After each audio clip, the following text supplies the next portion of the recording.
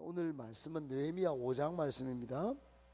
느헤미야 5장 1절부터 11절까지 7월 9일 토요일 우리에게 주신 하나님의 말씀으로 받겠습니다. 5장 1절부터 11절까지 한 절씩 교독합니다. 구약성경 732쪽.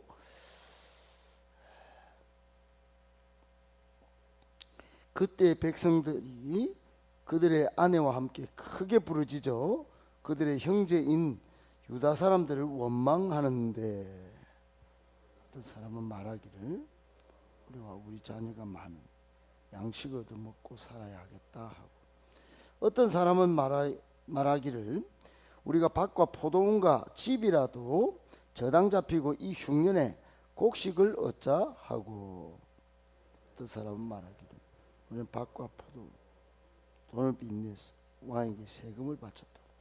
우리 육체도 우리 형제의 육체와 같고 우리 자녀도 그들의 자녀와 같거늘 이제 우리 자녀를 종으로 파는도다. 우리 딸 중에 벌써 종된 자가 있고 우리의 밭과 포도원이 이미 남의 것이 되었으나 우리에게는 아무런 힘이 없도다 하더라.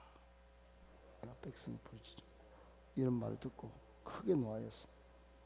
깊이 생각하고 귀족들과 민장들을 꾸짖어 그들에게 이르기를 너희가 각기 형제에게 높은 이자를 취하는도다 하고 대회를 열고 그들을 쳐서 이르기를 우리는 이방인의 손에 팔린 우리 형제 유다 사람들 우리의 힘을 다하여 도로 찾았거늘 너희는 너희 형제를 팔고자 하느냐, 우리의 손에 팔리게 하겠느냐 하며 그들이 잠잠하여 말이 없기로 내가 또 이르기를 너희의 소행이 좋지 못하도다.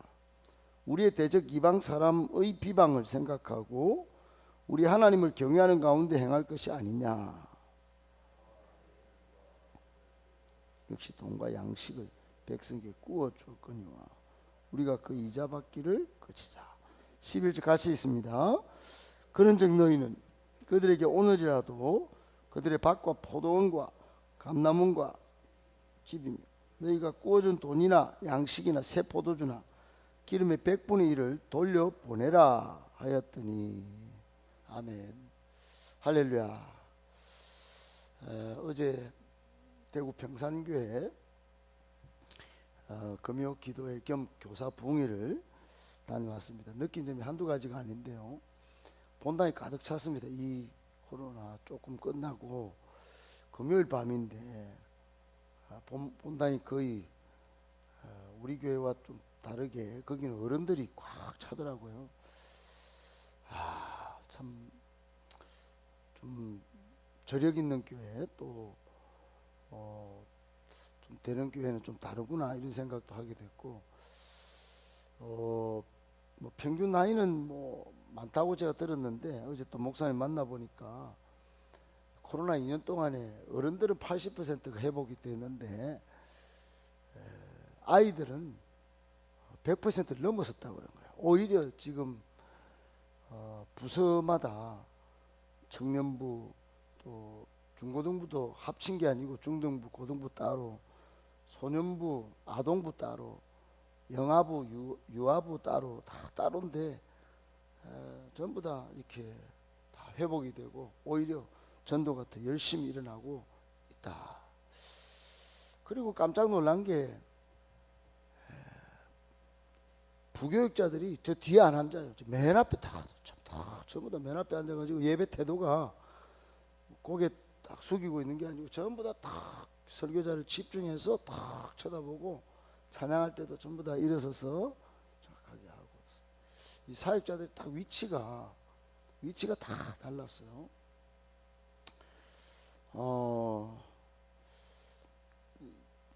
기도해야 하는 그 어떤 태도도 전부 간절하고 그런 것을 느끼게 되었습니다. 여러분, 이게 연습으로 아마 이 목사님 오시기 전에 제가 이영식 목사님의 스타일을 아니까 그런데 모든 교인을 시스템으로 다 연습을 잘 시켜서 신앙 훈련을 그렇게 시킨 결과가 아니겠는가 그렇게 생각을 했어요. 여러분 우리 교회도 이제 두날개 세계비전 두날개 프로세스를 하게 될 텐데 잘 무장되었으면 좋겠고, 기왕 하는 김에 여러분 마음 자세도 생각을 아예 할 때 난 뒤에 앉으면 안 되겠구나 생각하고, 가능한 한 좀 더 가까이 와서 더 적극적으로 말씀을 받고 은혜를 받으려고 애를 쓰시고, 또 시간이 나면 무조건 모임 자리에는 좀 있어야 되겠구나 생각도 좀 하고, 목회자 중심으로 똘똘 뭉쳐서 정말 될 일을 하는 것보다 안 될 일도 되게 만드는 믿음의 사람들 다 되시기를 예수님의 이름으로 축복합니다. 아멘. 오늘 말씀 세 가지로 정리해서 묵상하겠습니다. 첫 번째, 교회는 더 약한 곳을 바라보고 또 약한 사람들 도와줄 줄 알아야 합니다. 여러분 오늘 1절 5절 읽어보셨죠? 기가 막힙니다. 이게 누가 한 말이냐면은 같은 동족들이 느헤미야 앞에서 이게 호소, 한탄, 비탄, 정말 눈물의 소리를 쏟아낸 겁니다. 특별히 가난한 유다 백성들이 한탄조의 말을 다 한 거예요. 요약하면 이렇습니다. 우리가 자녀가 많은데 양식을 빌어먹고 살아야 되겠다, 그러고 한탄합니다. 또 어떤 사람은 저당 잡힌 것도 좀 있지만 앞으로 또 저당 잡혀가지고 흉년의 곡식을 이거 계속 저당 잡혀가지고 얻어먹어야 되겠다, 그렇게 한탄조로 말을 하고, 어떤 사람은 밭도 포도원도 돈을 빚내가지고 그 세금을 다 또 억지로 거두고 가니까 세금을 이거 밭 포도원 다 빚을 내가지고 세금을 바치는 그런 지경이 됐다, 그렇게 말하고, 맨 마지막에 참 기가 막힌 일은 이게 다 저 집 아색 식구나 우리 아 식구나 똑같은데, 바탕은 똑같은 뭐 또 똑같은 애들인데 우리는 뭐 더 이게 자녀를 종으로 팔 지경이다 이게. 그리고 밭과 포도는 남의 소유가 될 형편이다, 그러고 막 지금 한탄을 하고 있습니다. 그러면서 맨 마지막 한마디가 아주 가슴을 찢죠. 그런 상황인데, 딸을 지금 종으로 팔 지금 상황인데 딸을 지킬 힘이 우리에게는 아무런 힘이 없도다 그랬어요. 사랑 여러분, 교회가요, 기독교가 사회 정의를 무시하면 이게 이 사회 정의가 무너진 걸 회복하려고 노력하지 않으면 이 기독교가 무슨 존재 가치가 있겠어요.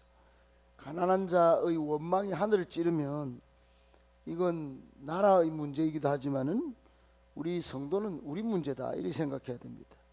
가난한 자의 문제를 해결하지 않고 사람들 입에 한탄이 나오게 만드는 건 이 기독교의 이 책임이 굉장히 강합니다.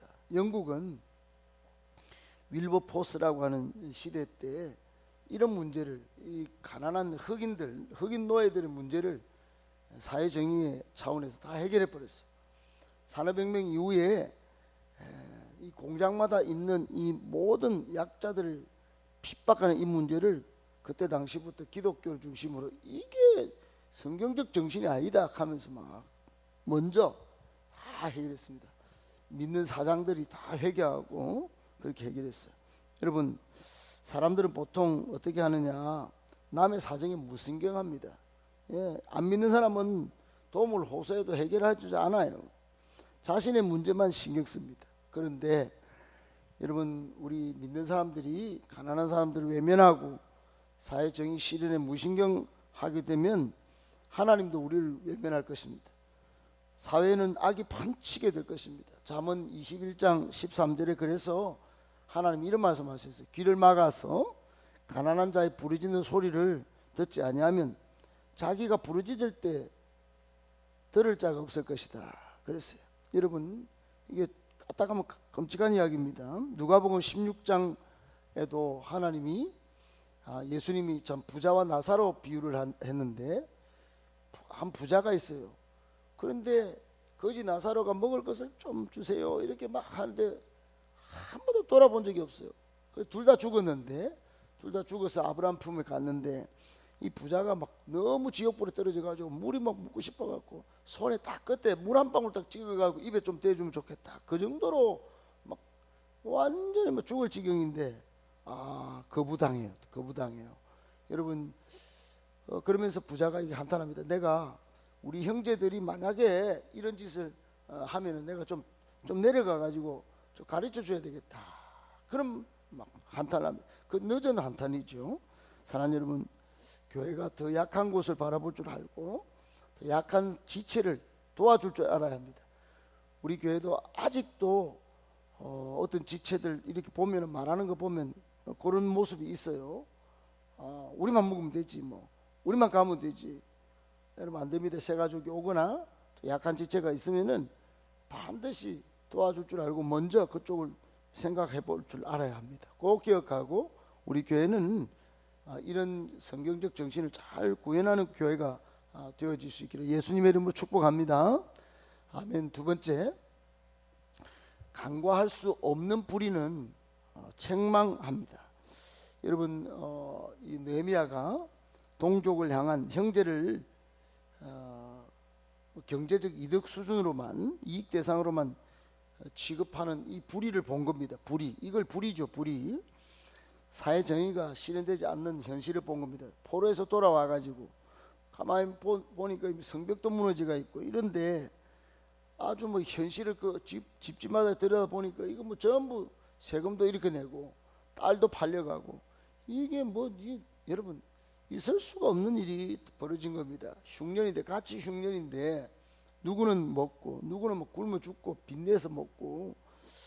그래서 느헤미야가 듣고는 크게 분노합니다. 크게 분노했어요.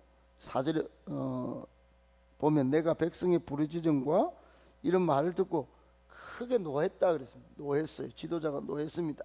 그러고는 깊이 생각을 한 다음에 이런 일을 방관하는 지도자들을, 귀족들을 불러가지고 아주 꾸짖습니다. 꾸짖어요. 책망을 합니다.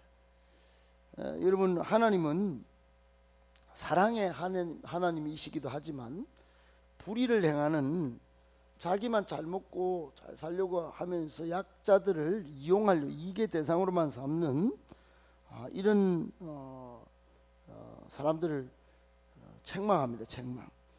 하나님은 사랑의 하나님이시기도 하시지만 동시에 공의의 하나님이세요. 가난한 사람들의 아버지이시면서 소외된 이들의 아버지이시기도 하신 것이에요. 그래서 그런 사람들을 지키시고 보호하시면서 그런 사람들 피를 빨아먹는 이들을 향하여 책망하시는 것입니다.